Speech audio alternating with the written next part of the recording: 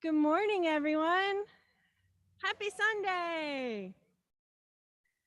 So this morning, we're gonna sing a song together, but first I thought we would practice, just do a little warm up. This isn't a real song that we're doing together. We're just gonna do a warm up together because it's summertime. That always makes me think of camp songs. Do y'all know the song Deep and Wide? Yes. Yes. Okay.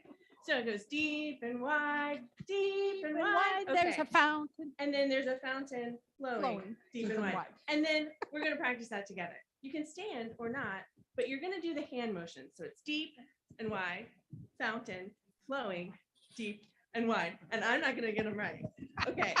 Ready?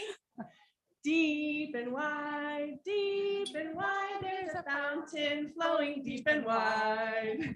Deep and wide, there's a fountain flowing deep and wide. Oh, nice. That's so great. So now you're ready to sing. So this song is by the late, great Rich Mullins. And it's one that reminds me that God is everywhere and in all things and can open our eyes to see God. So the chorus, you're going to repeat. We're going to say, everywhere I go, I see you. Everywhere I go, I see you. Everywhere I go, I see you. Everywhere I go, I see you. Everywhere I go, I see you. Everywhere I go, I see you. Everywhere I go, I see you. Nice. Okay, you're good at repeats. All right. All right, let's start this one. Lord, you're leading me with the cloud by day, and then in the night, the glow of a burning flame. Everywhere I go, I see you. So when you have everywhere I go, I see you. I'm the one who puts out the call, so yeah. And you take my Awesome, thank you. hand, and you wash it clean. I know the promised land is light years ahead of me. But everywhere I go, I see you. Everywhere I go, I see you. Everywhere I go, I see you. Everywhere I go, I see you. Everywhere I go, I see you. Everywhere I go, I see you. Everywhere I go, I see you. And the eagle flies, and the rivers run. I look through the night. I can see the rising sun. Everywhere I go, I see you. Everywhere I go, I see you. Everywhere I go, I see you. Everywhere I go, I see you. Well, the grass will die and the flowers fall, but your word's alive and will be after all. 'Cause everywhere I go, I see you. Everywhere I go, I see you. Everywhere I go, I see you. Everywhere I go, I see you. Everywhere. Everywhere. Everywhere. Everywhere. Everywhere I go, I see you. Everywhere I go, I see you. Everywhere I go, I see you. Everywhere I go,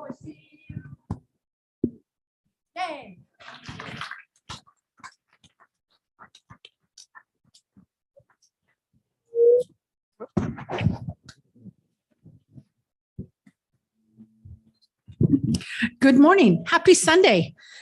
I am so glad you guys are all here and you chose to get up today and come out.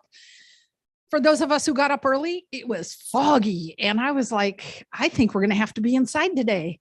I looked on my app and it said 93% precipitate or humidity. And I was like, oh, this is not good. And then we realized that the speaker would not be able to be out here if we didn't be outside today because we use his computer for his teaching. So God answers prayers because I was really concerned, but I'm so glad you guys did chose to come and be here today. If you're visiting for the first time or you would like to know a little bit more about our church, we have visitor bags in the back along the table. It has a little red bow on top. There's some information that'll tell you a little bit more about CrossWalk and why we do things the way we do here at CrossWalk. So please feel free to take one. We don't make people raise their hand or make them stand out. So you can just sneak over there and get one and nobody's going to say a word to you about it. So I know it's always this embarrassing thing when everybody like dives in on a visitor. My daughter is a military family and they have to change churches every 3 to 6 years. And she said that's the worst part of when you're looking for a church was when they find out you're a visitor, that everybody bombards you at once. So we don't want to do that at all. I promise you, we won't do that. But please grab one of the bags over there. And also for those of you that are visiting, our senior pastor is on a 3-month sabbatical. He will be back on August 14th. I personally can't wait. I'm sure a lot of you feel the same way. The speakers have been great. It's been awesome. Pete did an excellent job lining up the speakers for us.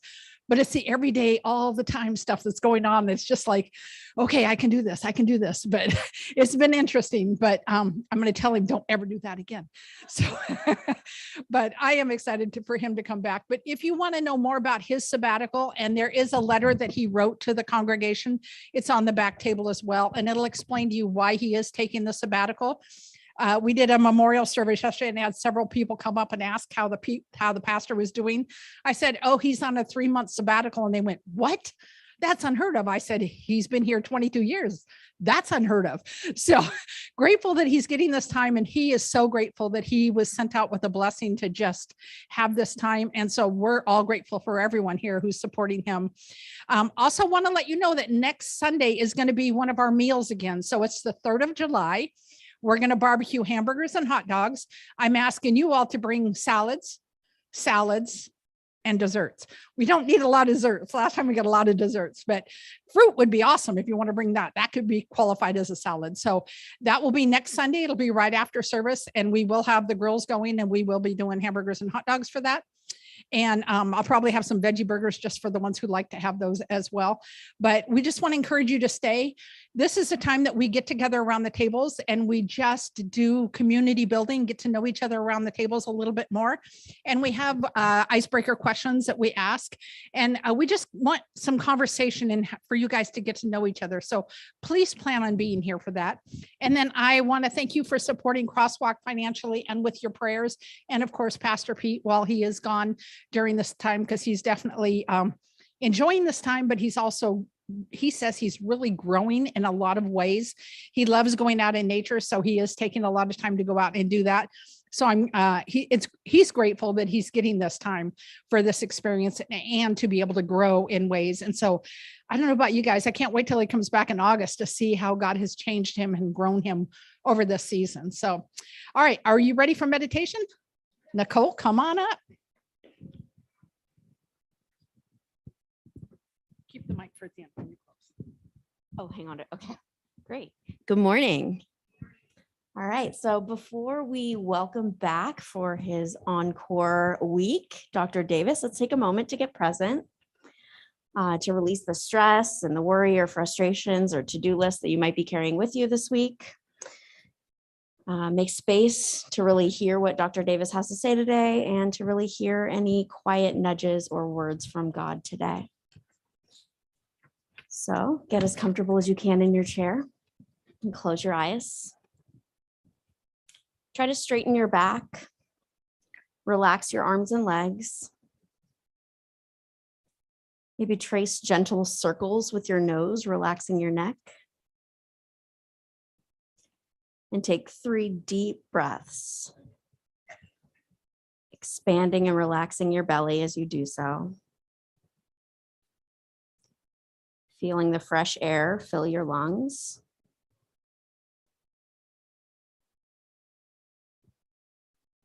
And then allow your breathing to return to normal.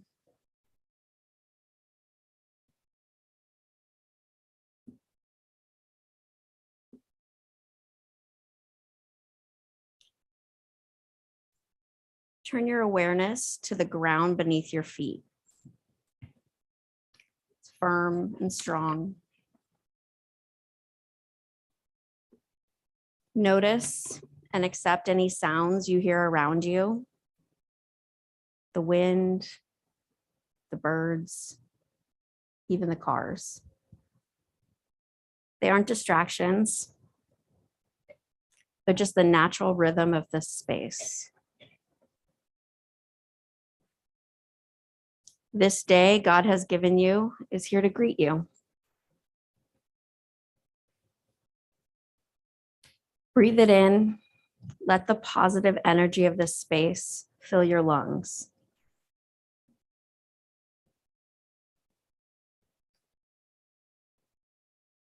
And when you exhale, release any negative energy you're holding.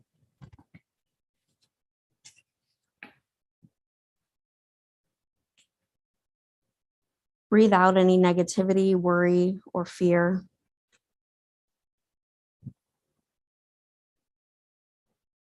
Breathe in positivity, kindness, confidence, love.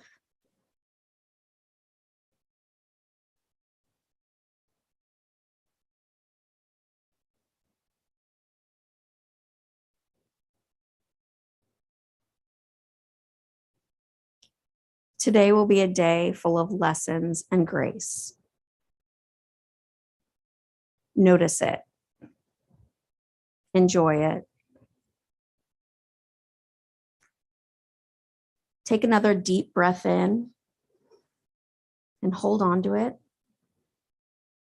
and let it out. When you're ready, open your eyes.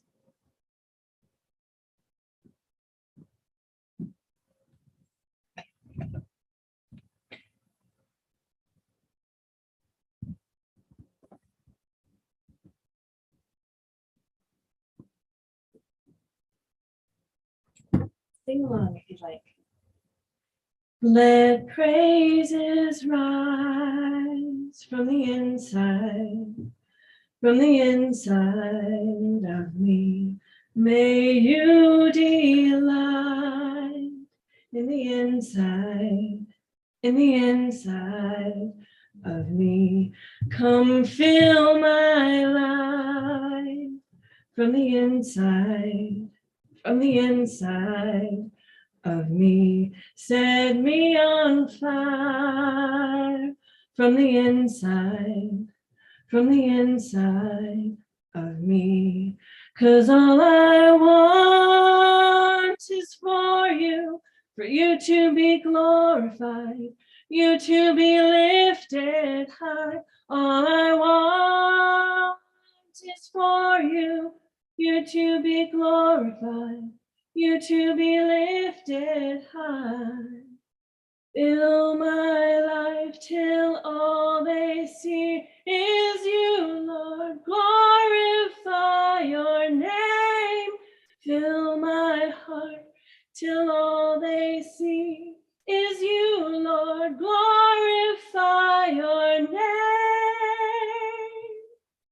'Cause all I want is for you to be glorified, you to be lifted high. All I want is for you to be glorified, you to be lifted high.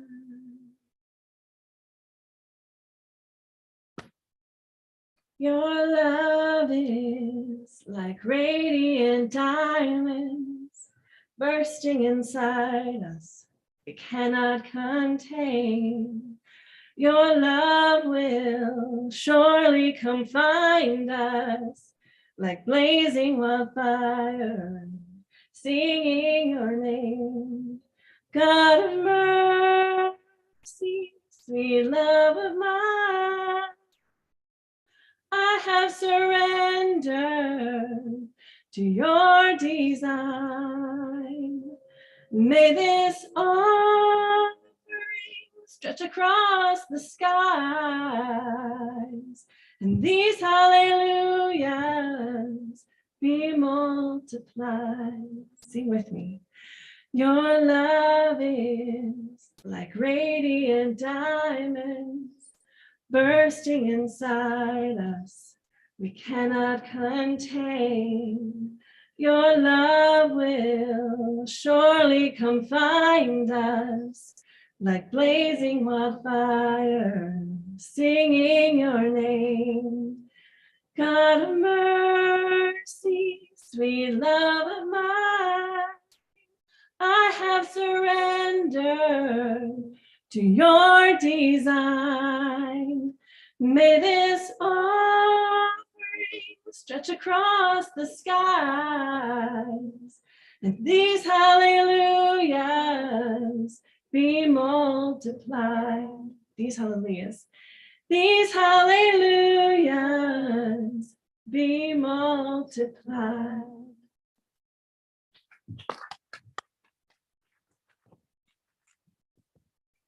Right. Thank you. Let's welcome back our friend, philosopher, theologian, and scholar of world religions, the program director for the Center for Process Studies at the Claremont School of Theology, Dr. Andrew Davis.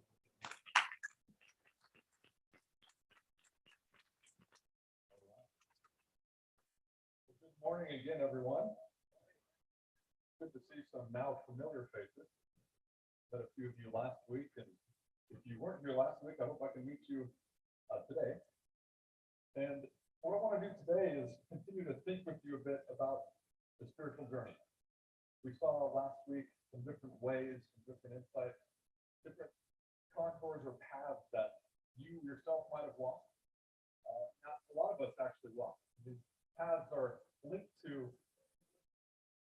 this first book of the series that I talked about, How I Found God in Everyone and Everywhere, an anthology of spiritual memoir. And today what I want to do is think with you a little bit about some of the paths, some of the insights that are associated with the second book, which is now in the making. So it's not out yet, but stay tuned. I still have to put the manuscript together and write the intro and the conclusion. But it's based on the same idea that there's value obtained from seeing how other people have navigated the spiritual path, seeing what ideas that move beyond or left behind, what sort of experiences they've encountered, and how that really has shifted and changed everything for them. So, for those who weren't here last week, let me just briefly revisit some of the core paths and core insights from last week, and then we can jump into thinking a bit together about a few different paths today. Does that sound okay? So we saw 5 paths last week. The way of personal experience, the way of nature, the way of dark night, the way of intellectual persistence, and the way of tenency. And these ways were associated with 5 insights that we can take home with us, practical insights with us.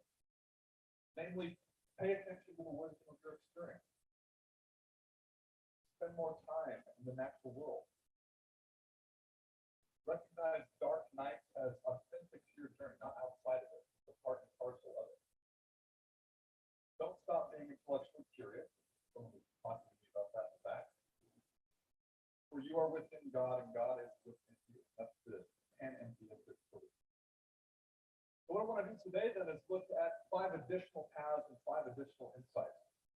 And because the book series is about looking at spiritual journeys, I wanted to target those journeys that have a large influence. So the leaders, if you want, of our age in different capacities with respect to philosophy, religion, spirituality, retreat leaders, all different kinds of fascinating voices who have an impact and see how it is that they've navigated that path, how they've moved forward in their spiritual path. You may or may not recognize some of these faces. I'll say just a quick word about each of them, because I think it helps set the stage a bit. So Irving Laszlo in the top left is the famous philosopher, science, Hungarian intellectual who for many years has sought to integrate science and spirituality in his writing practice. Fascinating figure. Rupert Spira is a retreat leader out of the UK. He has studied Advaita Vedanta, that's a Hindu school of thought. He writes quite a bit on consciousness, on happiness, on practical spiritual living. A really fascinating individual. Amit Goswami, at the top middle there, is a Indian quantum physicist. Any physicists, quantum physicists out there? My father, okay, at least two. Excellent. He also has taken science and spirituality and throughout his career woven them together into retreats, conferences, writing various series of books. Beverly Lanzetta is a feminist theologian. She has worked quite a bit in monastic spirituality and writes in global contemplative consciousness, and does a lot of interesting work with various religious traditions. Raymond Moody on the top right, you might recognize as the one who wrote a famous book in the 70s, Life After Life, in which he, after investigating thousands of near-death experiences and those who have them, draws his own insights. What can we learn from this domain of experience? We'll learn a little bit about that later, but he's the one who coined the term NDE for near-death experience. You might have had something like that. Maybe later you can let me know. Jude Caravan, similar to others, is a cosmologist. She also is a philosopher and writes on science and philosophy. Jay McDaniel, a good friend of mine, professor of theology and expert in Buddhism and what's called process theology, process philosophy. Peter Russell describes himself as a futurist.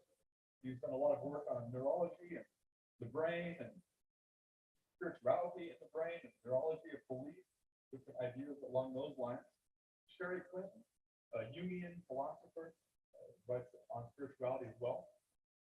Chris Bosch, I only recently discovered Chris, really interesting fellow, former religious studies professor, but now writes and practices psychedelics. We'll talk a little bit about that and the relevance of that question or experience of psychedelics with respect to the spiritual journey. It's actually a really interesting discussion that's unfolding in the culture right now. Becca Tarnas is a professor of mythology and what she calls his archetypal cosmology. It's all big words, don't let them bog you down, but she studies Jung and Tolkien, narrative, myth, and she applies this to her own spiritual journey and that of others, and it's really fascinating way. Karen Johnson and A.H. Alamas, I put them together because they are partners in what's called the diamond approach. It's a particular spiritual path that they have produced and are now speaking about, writing about in ways that are attracting a lot of attention. Very interesting couple. And lastly, Kabir Helminski, I don't know if you can quite see his name there, but he too is a retreat leader and he's a Sufi mystic. Sufism, when it comes to Islamic schools of thought, is the mystic path of Islam. And he writes and draws a lot of inspiration from Rumi. You would know the poet Rumi. They have few. So these all are intellectuals, they're all individuals. And we're going to be looking at some of the insights associated with their spiritual path. What I want to do, though, before we jump into that, just revisit some of the 5 central convictions we saw last week. Okay, the first one, what one believes about the divine cannot ultimately be divorced from how they come to that affirmation. That how question of the spiritual journey that I'm personally interested in, and I think if you ask that how question, you're basically readying yourself to hear a tale. It's about a narrative, a story that's about to be told. Not what you believe, but what, yes, that's interesting, but how have you come to that belief?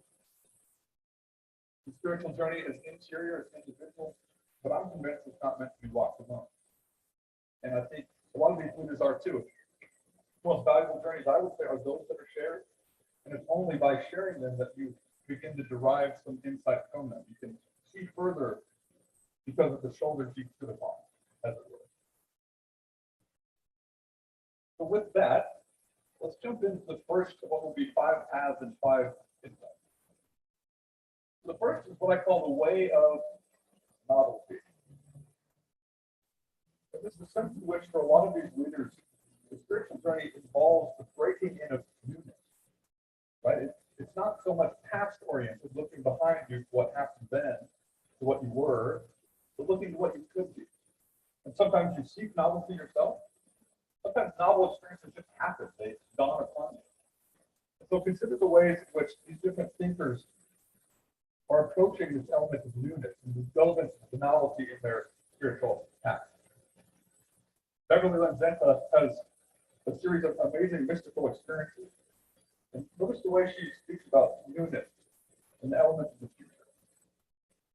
She says, as I write, I can still take myself back to that night as luminous records of wisdom and knowledge populated my consciousness, transfiguring my reality away from the past and into the future. And there and then I was a disciple of this new way. She ended up starting a whole new movement of monastic spirituality directed towards females, giving females a place and a voice when it comes to thinking about their spiritual awakening. But notice this question of orientation.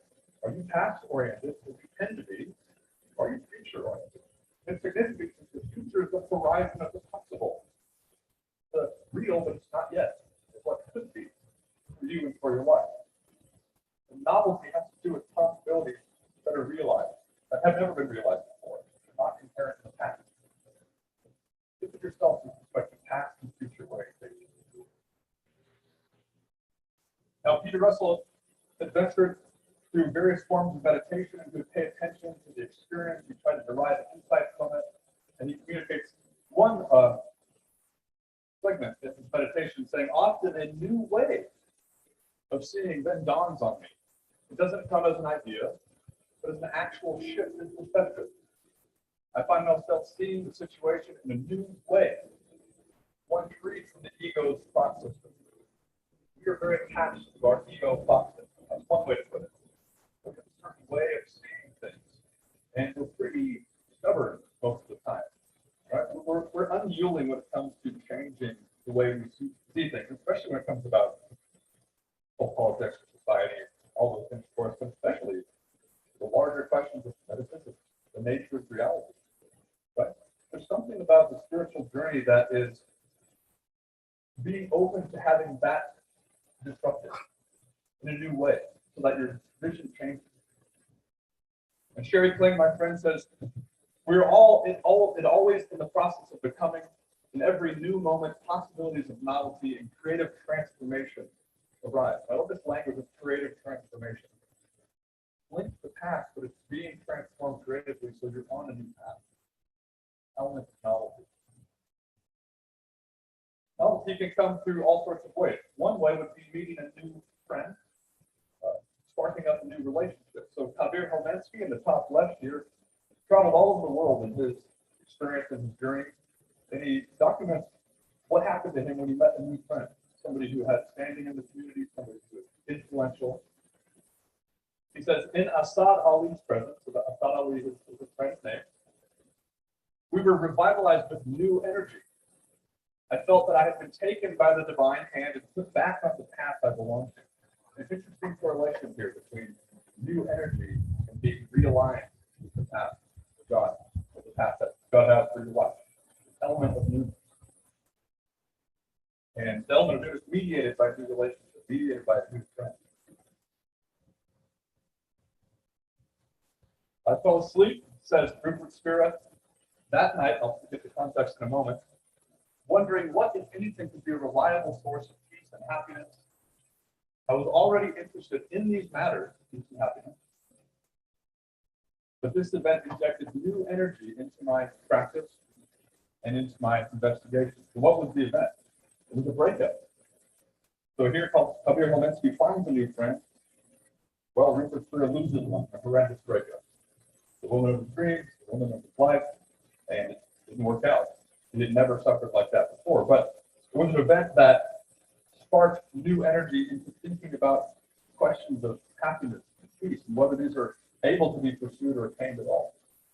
So in one sense, we might have a friend we meet deliberately, we might put out our hand and shake someone's hand, and that's a new occurrence stimulated by our action. In another sense, it just happens. Somebody breaks off the relationship.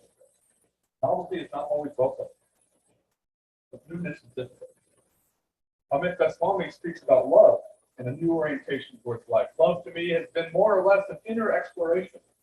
When love confirmed what I discovered about unity as a creative, insightful body, the knowledge acquired became wisdom to live life in a new way. Behold, I do a new thing, says the scripture. Right? Is God up to just the preservation of the past?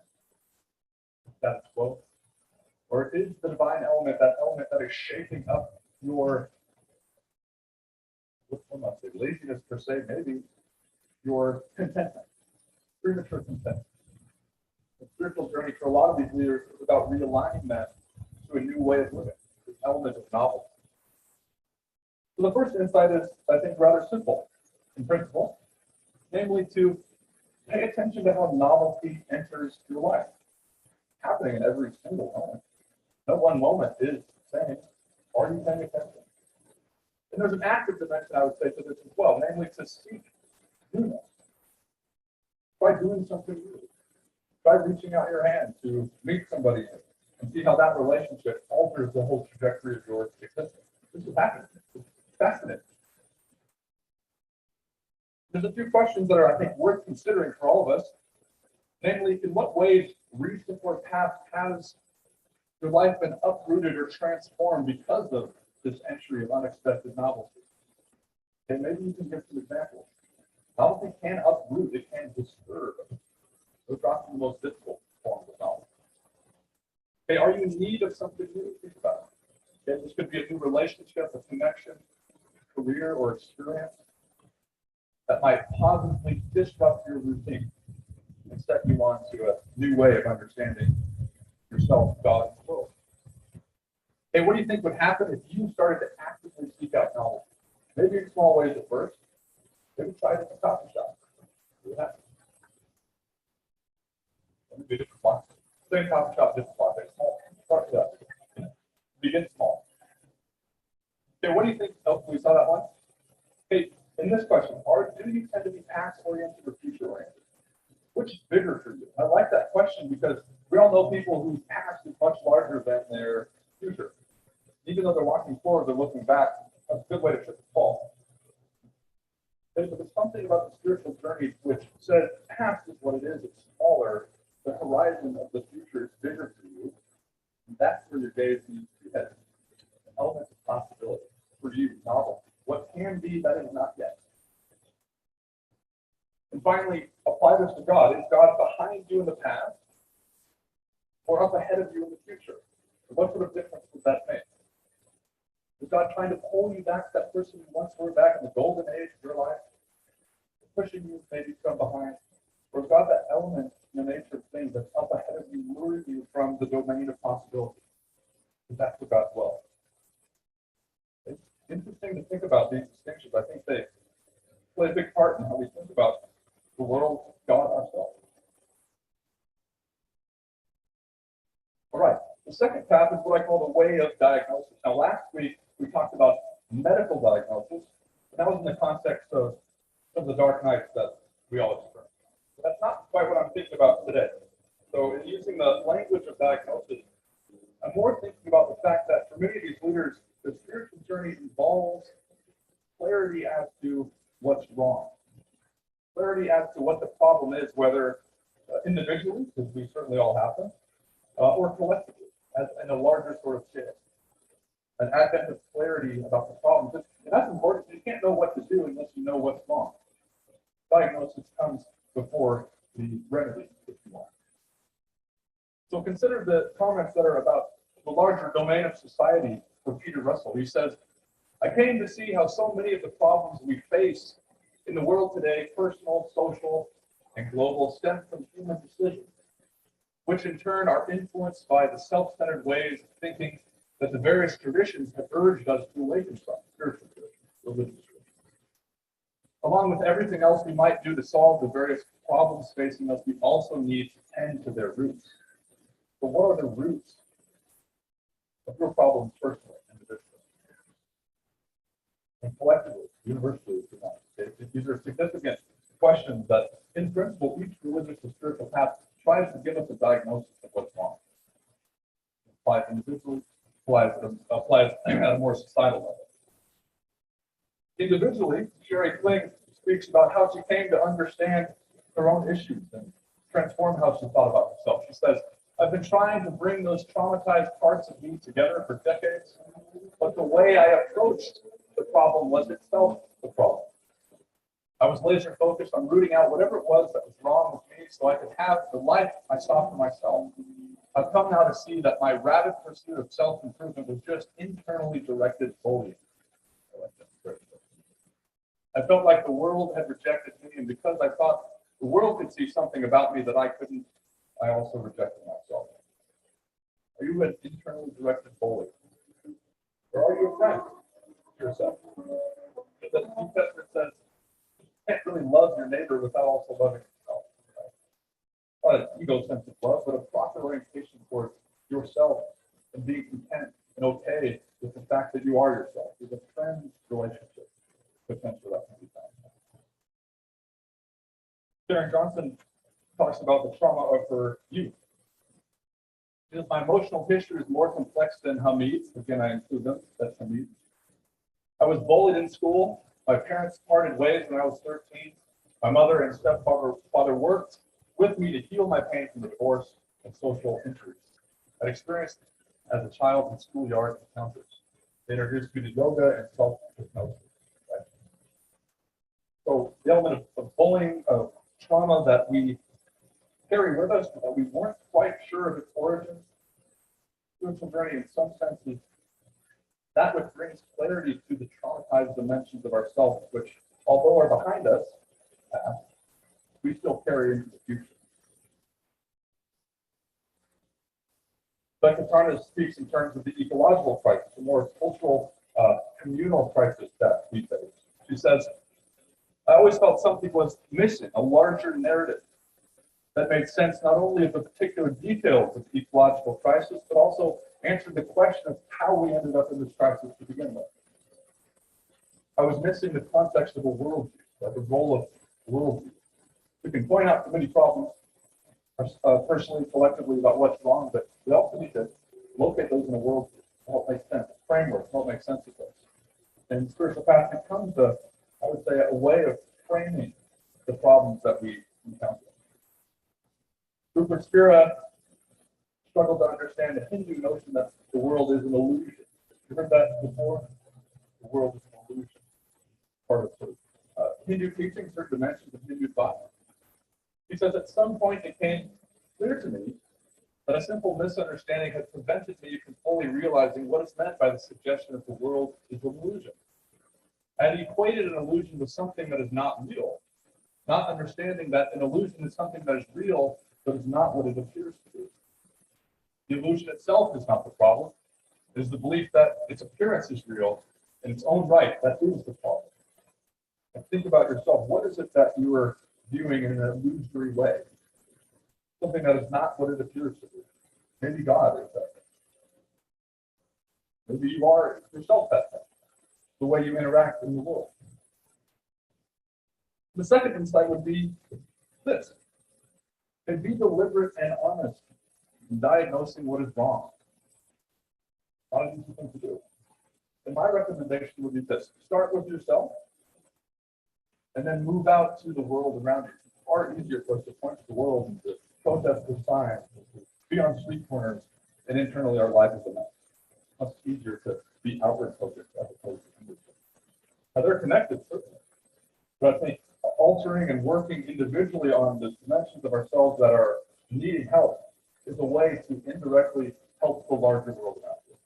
Everything is connected. There's an ethic involved in that. It's the clarity about the problem.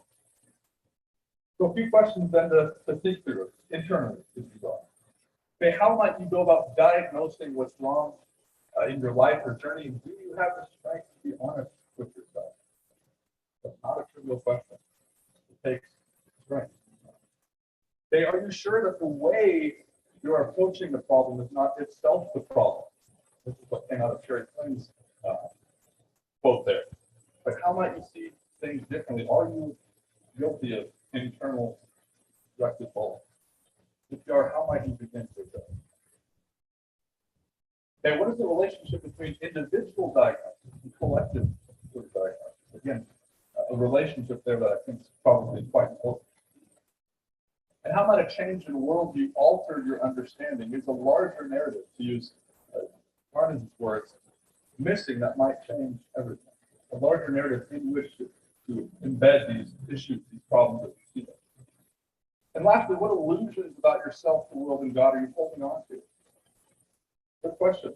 What is it that is not what it appears to be? You think you should become aware of that? Maybe the question is different. The third way is one of my favorites. I call it the path or the way of beauty, or you might just say aesthetics. And it has to do in part with this various domains of aesthetic experience, but music is one of them. I know some of you, many of you, does anyone not like music here? Has anyone not been moved by music? I'll see the least. No one actually raised their hand. Irving Laszlo, in the first stage of his life, was an internationally acclaimed concert pianist. Something that's normal for young kids to do. And notice the way he talks about what he encountered in music. It's beautifully put. He says, playing great music on the piano meant a great deal to me. It meant entering an experience of wholeness and completeness of spontaneously created and always recreated perfection. The experience came of its own. I didn't seek it myself. It was the experience of a dynamic unfolding in the realm of beauty. Beautiful way to put it. What is the beautiful he was? That experience of emotive, affective beauty that comes through music. He didn't stop asking questions. Unlike most concert artists, I was not content with just having this experience. I wanted to know what it was. What is its meaning and what are its implications for me in my life? Searching for an answer to these questions called for moving beyond aesthetic enjoyment to intellectual inquiry. I found myself shifting from the keyboard of the piano to the keyboard of the typewriter. The experience, the confrontation with something beautiful caused himself to be creative, to seek expression of that through inquiry, through writing, through wonder. In a similar way, Javier Helminski recalls a series of songs he listened to, the effect of which, the impact on him, which had much more, I think, depth than his own spiritual practice. And that comes out here. He says, I've been listening to some songs by a recently discovered songwriter. As I listened to one song after another, I began to experience a kind of ecstasy, which was all the more extraordinary since I hadn't been in a very good mood together. It seemed to me as I listened to this particular sequence of songs, a crescendo was building and deep emotions were stirred. Memories were evoked. Powerful recollections of the first stirrings of my spiritual life, of my father, or a powerful sense of loving many people who were in my life. And similar to Helminski, or Laszlo before him rather, notice what he said. I wondered why this experience was so powerful. More powerful, in fact, than my spiritual practices, which have left me with a feeling of well-being and calm, but rarely this kind of ecstatic joy. Afterwards, I felt moved to create, to write, to compose something myself, to give expression to the beauty I had experienced. You don't encounter beauty and then remain the same for the most part. There's something reciprocal about beauty and relational. It confronts us, and having confronted it, we then turn and seek to create it, seek to express it. I think music is one of the quickest ways to transcend it. And I wonder if God can be mediated through the venue of sound. I think that's a really interesting sort of question.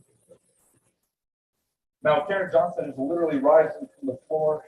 She was floored because of her mystical experience. It brought her to her knees.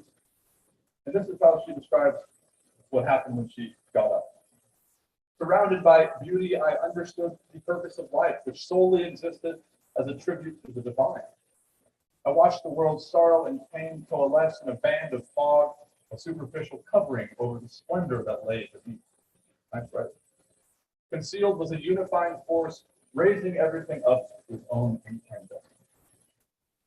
This relationship between beauty, purpose, and the divine. It's the trinity of sorts, if you want. God and the beautiful, the purpose of life. There's something intimately wedded here. Rupert Spira joins beauty and love together. Love and beauty are vertical interventions of reality into the horizontal line of time in which human existence seems to take place.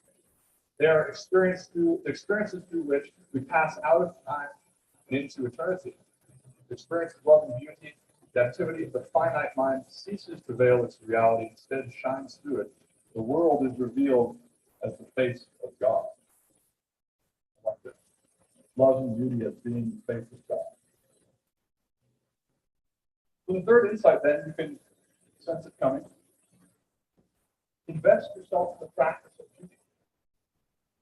And I would recommend that you start with appreciation. Right? Start with trying to tune yourself to recognizing the always present fact that beauty is all around. And if you can do that, then turn to creation. Try to express it. You might find many ways to do this, through art, through music, through relationships, through any practical practice that we're always engaged in. Invest yourself in practice. Now consider how and where do you experience beauty in your life?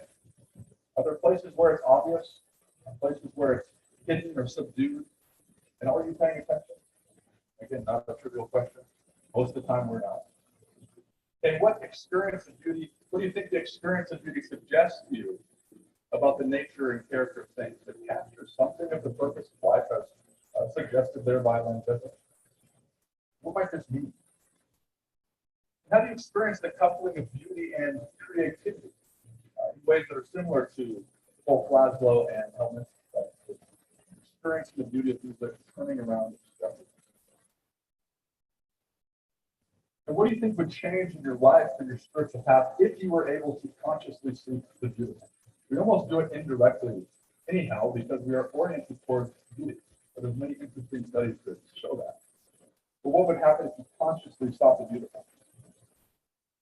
Sought to live a beautiful life.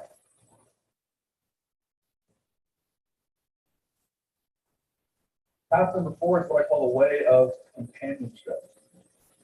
And there's various elements that I want to try to bring out here that I think are important for us and I think would be relevant for you, okay, practically. So consider Javier Holminski's beautiful statement. When I reflect on my spiritual journey, I see that at every stage I received help from people who had dedicated their lives to the cultivation of spiritual experience, who generously shared their own experience with others who came to them seeking knowledge and guidance. My story is really their story these days. From my first steps in the Sufi path, I heard it said, it is the human being who matures another human being. Nobody develops themselves in isolation. There's no such thing as a spiritual island. There's elements of companionship that you might not even expect to be recognized that are part of your journey. Now, people are pretty easy to recognize for the most part. I've come to learn. And teachers and mentors. And these are elements of companionship in the spiritual journey. And this comes out in Amit Goswami's talk, or quote here as well. It says, for spiritual transformation, teachers provide the shoulders upon which we stand. The teachers could be dead like Jesus or Buddha. In my reckoning, though, they are not enough. They provide inspiration, which is no doubt essential, but the everyday nitty-gritty needs require a live teacher. How do you find them, he asks. The old wisdom is when you are ready, the teacher will come. Hard to believe, but in my experience bears out the wisdom of this truth. It's an interesting distinction. Of course, Christians are not going to say Jesus is dead per se, right? Not here physically. It was the spirit of Christ. Arguably, it can be said about the Buddha as well. But there's something about sitting below someone's feet, as it were. Live teachers. I've been incredibly fortunate to benefit from great relationships with my professors, my teachers, my mentors, and I got to tell you, it's bearing fruit even today. Do you have a live teacher that you can approach, that you can learn from? Now, that's human companionship. There is such a thing as non-human companionship, and that can take some interesting forms. So consider Ben McDaniel's comment. As a young boy, I had many mentors, loving parents, good friends, wise teachers. One of the most important was the Guadalupe River in the hill country of Texas. My parents would take me to the Guadalupe River when I was a child. I was mentored by her color, her smell, by the way she could hold you if you swam in her. You could never clutch her in your hands because she was made of liquid, but like God, you could float in her and be supported. A geographic companion, the non-human companion. And to To the geographic companion of the river, Jane and Daniel would add another non-human companion. One of my companions in river absorption was a dog. She belonged to me and I belonged to her. There was a mutual belonging. She would swim above water most of the time, but she didn't mind diving into the depths. Her name was Patty. I was with my brother because we had a dog named Patty, a Dalmatian back in the day. I don't know if she could swim with it. Patty was like the Guadalupe River, beautiful, silent, mysterious, and flowing. To see the universe in a grain of sand, said William Blake, is to see heaven.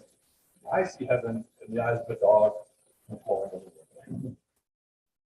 You might think of this very mundane thing, but there's something about companionship, there's something about companionship in the context of the spiritual journey which shows you the mundane to be officially good. Katarna's spiritual journey began on a farm. This is another element of geographic companionship. And not just the farm, but the heavenly bodies. She got interested in astrology, learning about constellations and planets. My journey towards knowledge of the divine began on a small farm when I first placed my hands into the soil of the earth, saw the gift of life spring forth and the growth of edible plants. We came to understand the true meaning of a good day's work. The sun dominated our days, scorching heat, baking our skin and feeding the plants its nourishing light. After dusk, the stars would come out, twinkling into a sky undisturbed by light pollution. Constellations and planets telling a story I did not yet have the ears to hear. But night after night, I would gaze at those stars and feel myself held within a sacred cosmic womb that I had few words to describe. So, human companionship, geographic non-human companionship, animal non-human companionship. What about celestial companionship? The stars, the moon. We recognize them on occasions. We wouldn't be what we are without them, and yet there they are, providing light. An element of companionship. So inside your draw, I would encourage you to draw to the wisdom of companionship. And seek to be a companion yourself. There's a reciprocal, relational nature to companionship that is, I think, so essential that comes through these different narratives. Okay, and a couple questions then. Who or what in your life might you point to as a companion in your journey? Okay, are you in need of this wisdom that comes from companionship of whatever kind? How have you been deepened by a teacher, a mentor, a friend? What is it that they've added to your life, and can you think of what you might have added to theirs? Again, the reciprocity. And what role does non-human companionship play in your life? Companion animal, particular geography, a constellation of planets and stars. How are they sources of wisdom? And in what ways do you think it might be helpful to also think about God as a companion? Companion is somebody who journeys with you. They're beside you. They're not behind you or aloof or condemning. They're walking alongside you and also experiencing with you. My favorite philosopher, Whitehead, has a great statement. God is a great companion with fellow sufferers who understand. You can't understand somebody if you're not with them, beside them. Well, how would our image of God change if God became the great companion? That arguably Christian faith is always intuitive, but never quite expressed very well. Arguably. We'll end on the fifth way. I call it the path or the way of exceptional encounters. And this spices things up a little bit. So there's these encounters we have throughout our lives which can be exceptional. People describe them that way. Sometimes they just happen. We don't even see them. And other times we do. We'll see a little bit of elements of both that in this final way. So Jude Caravan says, when I was 4 years old, I had my first experience of realities beyond this realm of existence. As I watched while a discarnate light appeared in the upper corner of my bedroom, although curious, I wasn't scared and perhaps too young to consider or now recall its semblance as being otherworldly. In the months and years that followed, I became progressively aware and engaged with clairvoyance, clairaudience, and clairsentient, seeing, hearing, and sensing. We don't need to define words, but suffice it to say that she began to become aware of certain paranormal abilities, as she would describe them. Interesting, exceptional sort of thing, not normal. Right? She also had many dreams and visions in her life, which is trying to integrate her cosmology, her study of science with spirituality. And she grew from her dreams as she wrote and as she taught. I awoke at 4 a.m, having experienced profound vision and dream. I sensed myself standing in the present moment, the bow wave and expansion of universal space, the flow of universal time, and perceived the incredible simplicity of how the cosmic mind of God realizes our universe. She always points back to that dream or vision of being very significant for her life and for her inquiry. So one would be this paranormal dimension that people experience. Another, this element of dreams and visions. Sherry Kling would point to dreams and visions as being an essential part of her spiritual journey, and in no small way inspired by the mystic thinkers. She says, the mystics I love best in both East and West spoke of a world that was dripping with God. In their world, hazelnuts were holy, and dreams and visions brought real encounters with a serious sacred who demanded more from us than mere worship. That numinous presence seemed to desire true engagement. My engagement with God suddenly leapt beyond the bounds of the church into nature, the new sciences, Eastern thought, and mind-body integration. And for Sherry, one of the most important figures was Carl Jung. For years, she said, my primary psycho-spiritual practices had been journaling and prayer. But now Jungian dream work and observation of synchronicities took center stage. I found a river of wisdom running through my life that was just downstream from God's wisdom, Sophia. And that sacred flow began to integrate the pieces of my fractured life. Synchronicities. Occurrences that you might see something in that is significant. Ben and Sonia, I see YouTube, you're always talking about hawks, being hawks. And these become an important part of thinking about your relationship with one another and relationship with the cosmos as well. Okay, so dreams, visions, paranormal perhaps occurrences. There's also this element I mentioned at the beginning of psychedelics. And take this pill now. So, excuse me, Chris Bosch is a super interesting guy. He's a former religious studies professor, and I'll say he's interesting because he endeavored to do something that not many people do, and then he wrote about it. So listen to how he describes his journey. He says, although I was a professor of religious studies for over 30 years, my understanding of God is not rooted primarily in my academic studies, but to my psychedelic practice. Between 1979 and 1999, when I was 30 to 50 years old, I did 73 carefully planned high-dose LSD sessions, following a protocol developed by Stanislav Grof.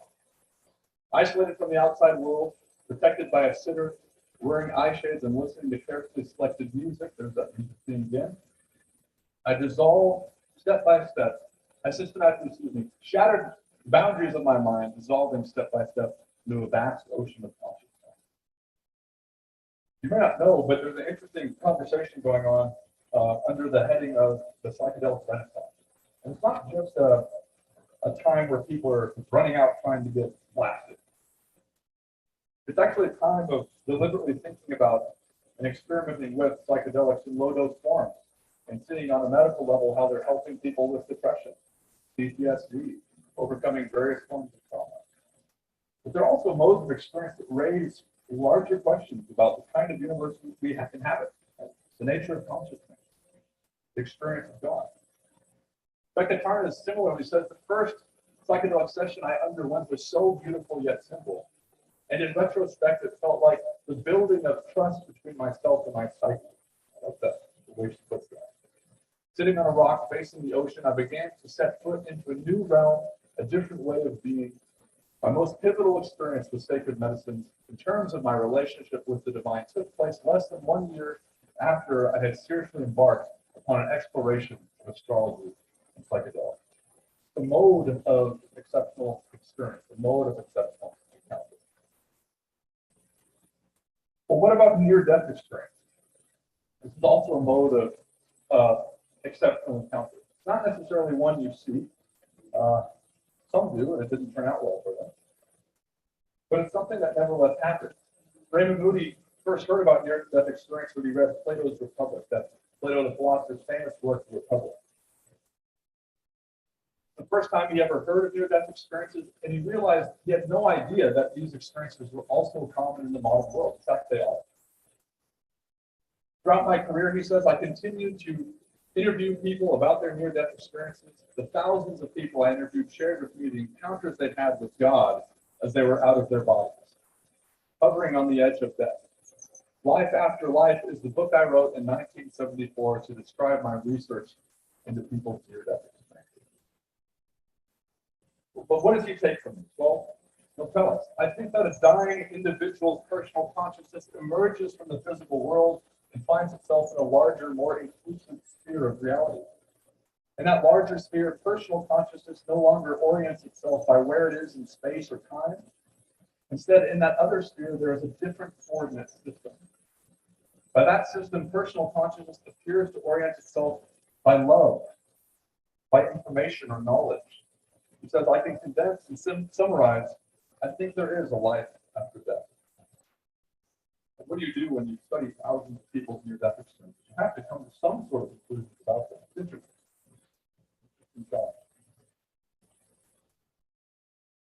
Insight 5. I'm not asking you to do psychedelics or induce a near-death experience. All I'm asking you to do is be open to exceptional encounters and encounters with the exceptional. With modes of experience that can drastically alter how we think and how we experience the world. So to what extent then has your spiritual journey involved what we call an exceptional encounter or experience? Have you had what you would call an exceptional experience? Okay, and have these involved dreams or visions or perhaps paranormal phenomena? Would you use that sort of language as Caravan Kling did? What about psychedelic substances? They are near-death or out-of-body experiences. There's a wide variety of fascinating literature on this, being studied from various angles. Is that relevant to you? And did you actively seek such an experience, or did the experience, as it were, seek you? Right? There's some experiences that we can actively seek and induce through practice, through meditation, and there's others that just drop on us like a large weight or a rock, if you want.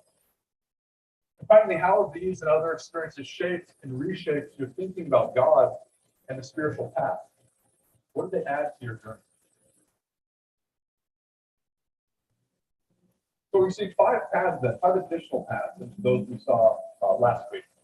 Okay, the way of knowledge, the way of diagnosis, the way of beauty or aesthetic, the way of companionship, and the way of exceptional encounters. And 5 associated insights then. Okay, pay attention to how novelty enters your life. Be deliberate and honest in diagnosing what is wrong. Invest yourself in the practice of beauty. Draw from the wisdom of companionship and be open to exceptional encounters. Now, to conclude today, let's just briefly look at some of the ways God is envisioned by these different thinkers, and then we'll bring it to an end. Irving Laszlo says the fitting term for it is mind or spirit. It is a cosmic consciousness. Rupert Spira says the universe is God's dream. It is the activity of a single, infinite, and indivisible whole whose nature is consciousness or love. Jay McDaniel, God is a sky-like mind filled with wisdom, compassion, and freedom. Jude Caravan, the cosmic mind of God realizes our universe as the unfolding and evolving great thought. Dr. Carnes, the spiritual mystery from my perspective can be recognized as the anima mundi, that is the soul of the universe. Sherry Flint has come to believe now that God is in the fullness of every moment and everything, that every moment and everything is held lovingly within God. Lanzetta implores us to find God within. Peter Russell, God is something to be experienced rather than believed in. God is the light of consciousness shining in us all, that is the transcendental self. Helminski. This unified field of intelligence is always communicating, educating, inspiring. In this self-reflective universe, love is always seeking to be known, to manifest itself to itself in the conscious heart of a human being. And lastly, Raymond Moody, my friend. A wondrous and comforting picture of God emerges from people's stories of near-death experiences. They reveal God's nature as wise, loving companion and counselor, and compassionate educator. Learning about God, he says, is a process that goes on throughout this life and into the next. I thought that would be an interesting way to end, not because you're going to all of a sudden die, all of you, okay, but that death itself becomes yet another way into a deeper spiritual mode of being, a deeper adventure that continues beyond just this mode of existence. Why should there not be another mode of existence? The world is question. I'd love to stay in touch with all of you. Those I haven't met, please come say hello in the back. If you want to pick up reading material, feel free to do so. You can reach me on my website. I'd love to keep the conversation going. If these insights or ways are resonating with you, I'd like to hear about it. It's constructive thinking about how I communicate and how I talk to folks about their personal journey. Now, as I did last week, is it okay if I lead the concluding word prayer? Is that okay? So, will you pray with me? Our Father, who art in heaven, hallowed be thy name. Thy kingdom come, thy will be done, on earth as it is in heaven.